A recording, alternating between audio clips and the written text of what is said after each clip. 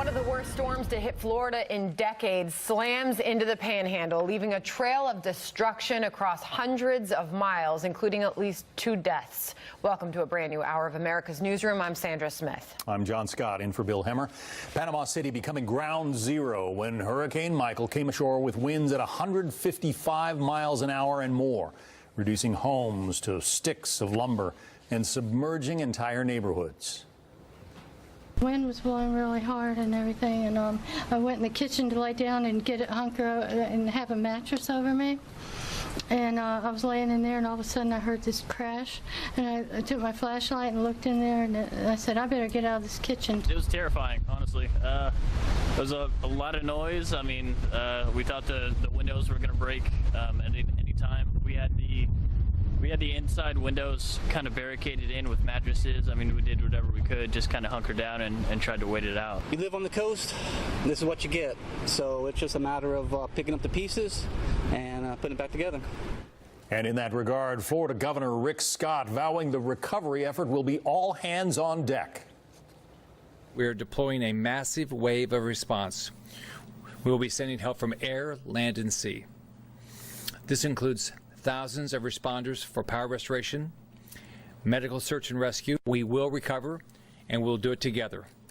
Florida is unbreakable, and we'll get through this together. Hurricane Michael cannot break Florida. The monster Category 4 hurricane now downgraded to a tropical storm, but the danger is far from over as it moves from central Georgia into South Carolina and beyond. Jonathan Seri is live in the storm's wake in Panama City Beach. Jonathan, what are you seeing? Good morning, John. Now that the sun's up, people are slowly coming back and surveying the damage. We're seeing damages great and small, starting with this picnic table here, picked up by the winds, destroyed. Some of the roofing taken off of this beachside home. And then as you pan over here to this other beachfront home, you can see the fence was knocked down. And then take a look at the parking lot of this condominium complex. The fences were knocked down here.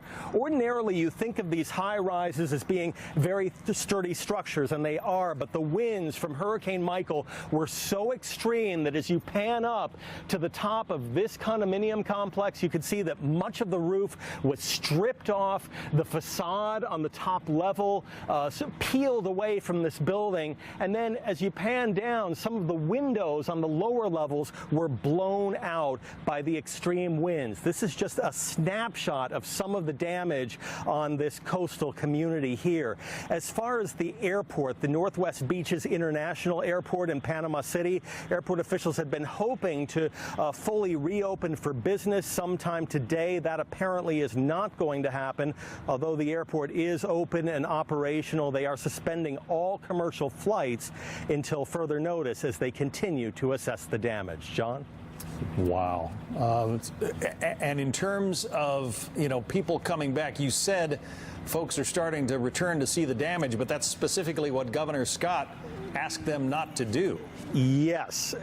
And those are just the people who decided to hunker down, many of them having regrets that they did this because the storm was so powerful and so terrifying when it came ashore. Those who stayed here on this barrier island community are able to walk about and inspect the damage at their own risk. But as far as emergency officials, the official word is it's too dangerous for evacuees to return at this point. If you have left this area, stay off the road until utility crews and other service providers can clear all the debris. Even driving here from our hotel, which is in this same city for us, just a couple miles away, was treacherous. We had to navigate around some fallen trees and some down utility poles. So I would not recommend it to anyone to drive in this community until they can clear all the debris away. It was, I'm sure, a terrifying time for those who stayed behind. Jonathan Seri in Panama City Beach. Thank you. Thanks, Jonathan. Volunteers, meanwhile, helping with search and rescue on the ground. The Cajun Navy is saving lives. Where are these first responders heading today? Todd Terrell, founder and president of the United Cajun Navy, joins us now by phone.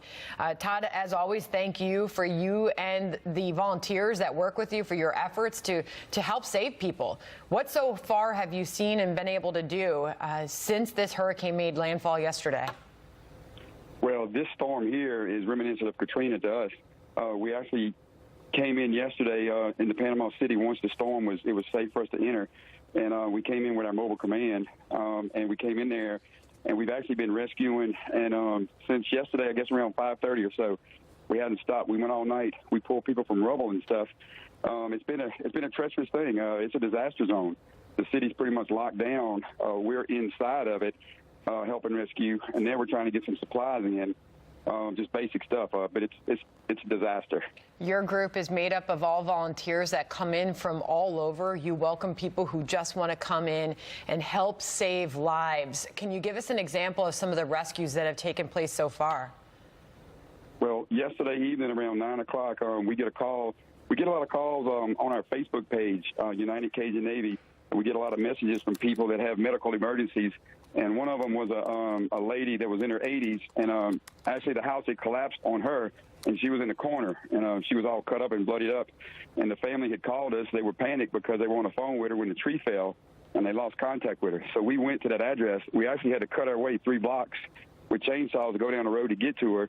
And when we got there, it took about 10 of us, and 10 of my guys actually cut the rubble away from her and rescued her. So that was probably the best thing we did yesterday. She was minutes away from dying.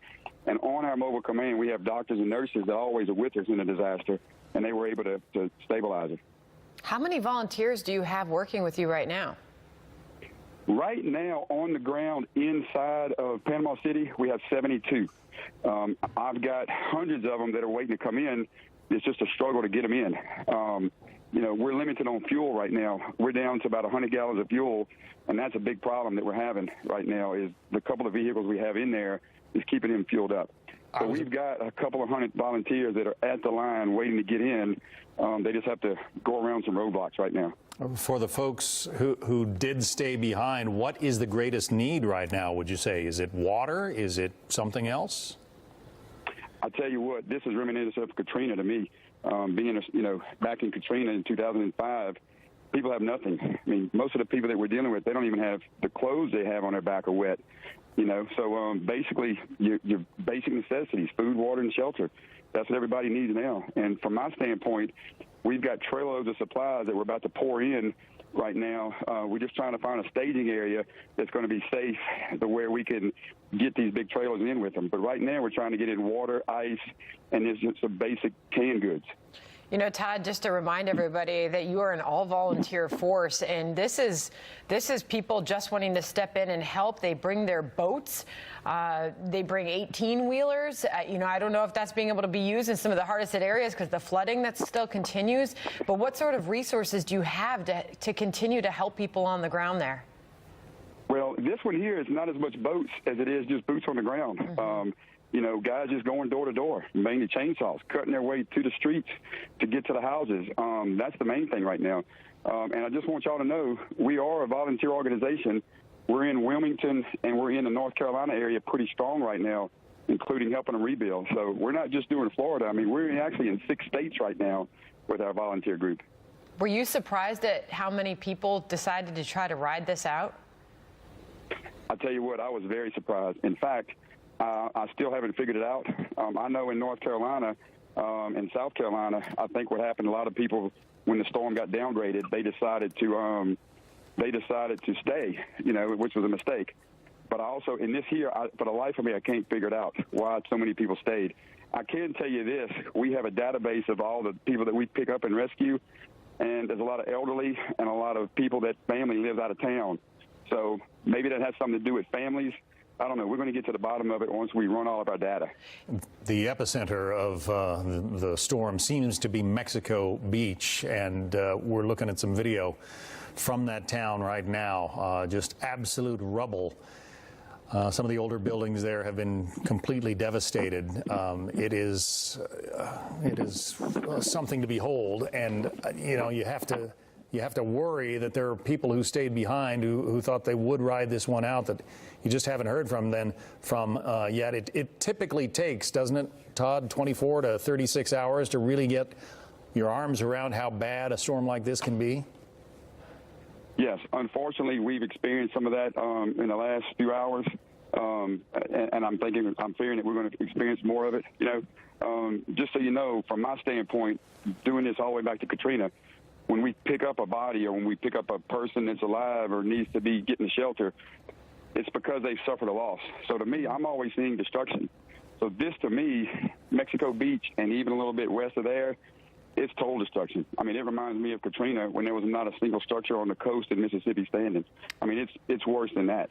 Yeah, just to bring some of these new images, video pictures that we're getting from Mexico Beach, Florida. This is Bay County, Florida. Small population, small area, but it is part of the Panama City, Lynn Haven area. Absolute destruction there. Do you have any of your rescue workers on the ground in Mexico Beach, Todd, before we let you go? We're in Lynn Haven. Mexico Beach is so utter destruction, we can't even get in there ourselves. Wow. So, no, we don't have any in there. Now, we are bringing in some planes and some drones that are coming in the next hour or two, so it'll give us a little bit better picture. We have heavy lift drones that can actually go in, spot somebody on the ground, and we can even go in and drop them supplies with drones. Wow. So that's a resource that we have that's new technology. So that's what we're working on right now, trying to see who may need medical supplies or anything in there. If we can't get to them, at least we could get them stable. Todd Terrell with the Cajun Navy. You're doing great work. Thank you. Thank you for what you're doing, Todd. Yes, Thank sir. you. Thank you.